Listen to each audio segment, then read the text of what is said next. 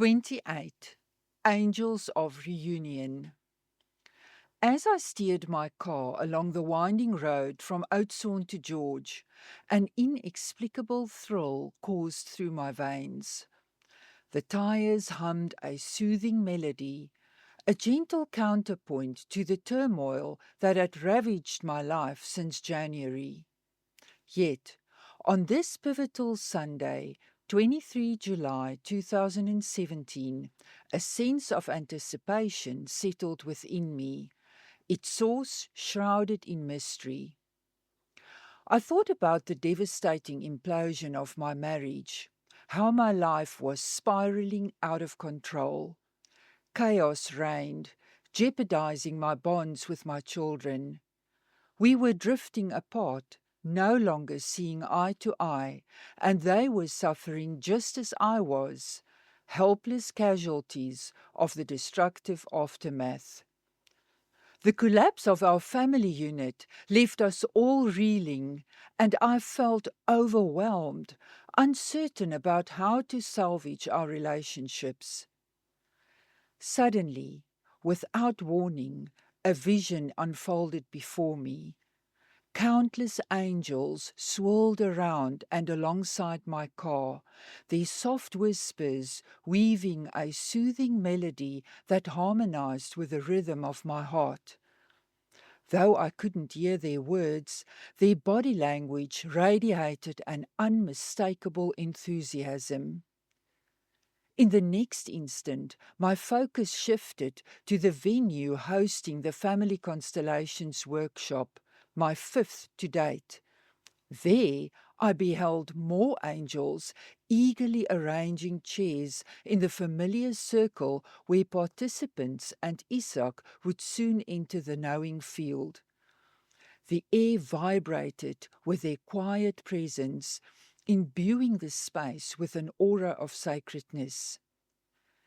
As I arrived at the venue, my body thrummed with anticipation.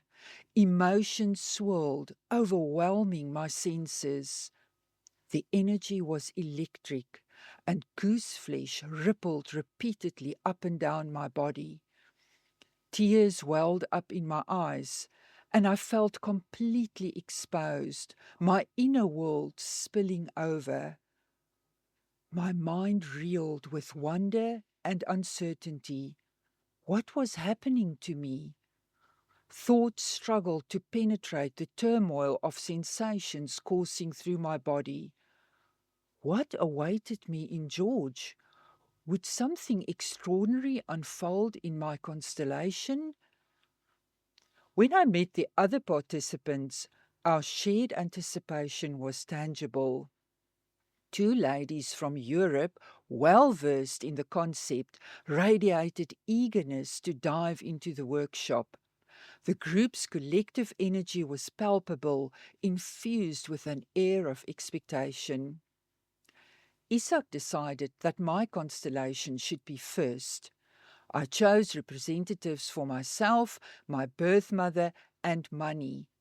In family constellations, abstract concepts can also be constellated, providing deeper insight and revelation.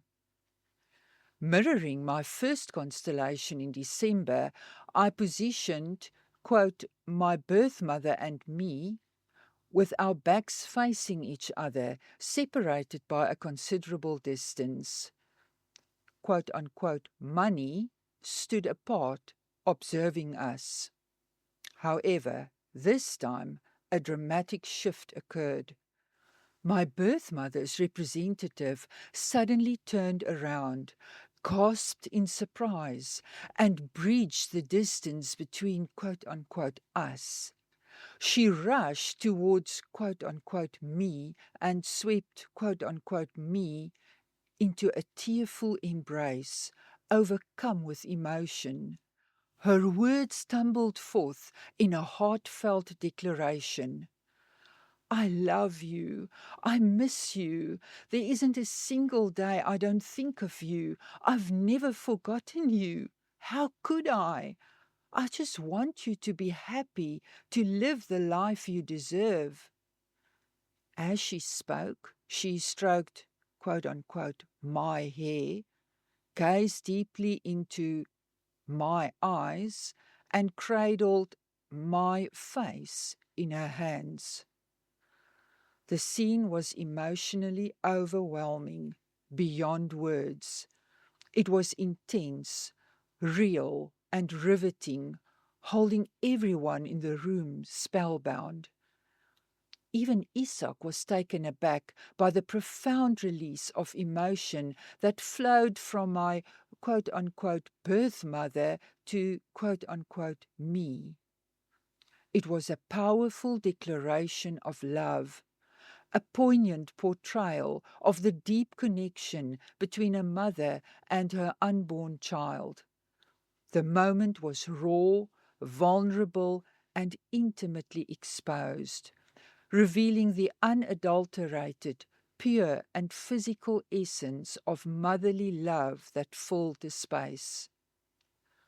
We were spellbound, suspended in time as the scene unfolded. Isak allowed the moment to develop, unhurried, sensing the profound impact of the connection between, quote-unquote, my birth mother and me. He permitted, quote-unquote, us to bask in that embrace for a full hour, and their union became a timeless sanctuary. The two figures couldn't tear themselves apart, lost in their fervent declarations of mutual love and the inexplicable yet undeniable bond they shared.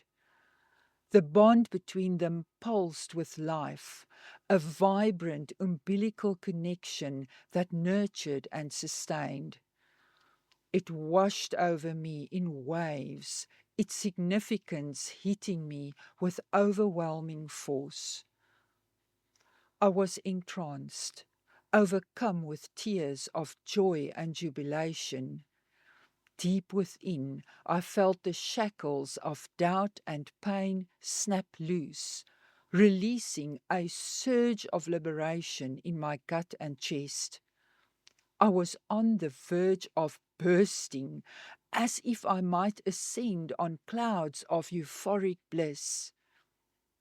In that moment, I felt no shame, only an unbridled love for the sensation, the profound realization that I was loved utterly and completely by the woman who had given me life. Following the session, we took a break to recompose. A familiar ritual after my previous constellations, which had always left me depleted. Today, however, the break served a different purpose. The atmosphere was electric, not drained. The room vibrated with elation, bathed in a radiant aura of light, reflecting the transformative shift within me. The preceding hour with, quote-unquote, my birth mother had left me breathless, my heart still soaring. The shackles that had bound my heart snapped, releasing a torrent of authentic emotions I had spent a lifetime concealing beneath anger, guilt, and shame. For the first time, I allowed myself to fully feel, to let go of the weight that had long held me back. I knew in that instant that I had transformed. My visions about the angels finally made sense. I grasped the magnitude of what I had just witnessed, and its impact resonated deeply. Not for a moment did I worry about my financial situation or its precariousness. Money didn't even cross my mind, not for a split second. Words failed me in the aftermath of that session, well into the night. My voice was silenced by the enormity of my emotions. All that remained were feelings, profound feelings of love for my birth mother, of knowing her, feeling her, loving her, and alongside those feelings, a deep and abiding sense of missing her.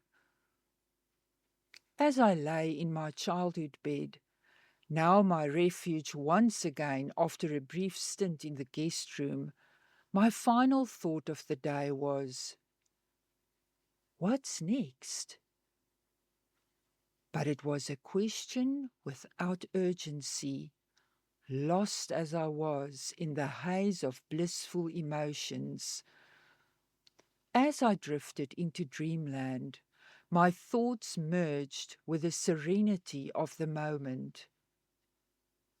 I slept like a newborn baby, cradled in her mother's arms, enveloped, protected, and at peace.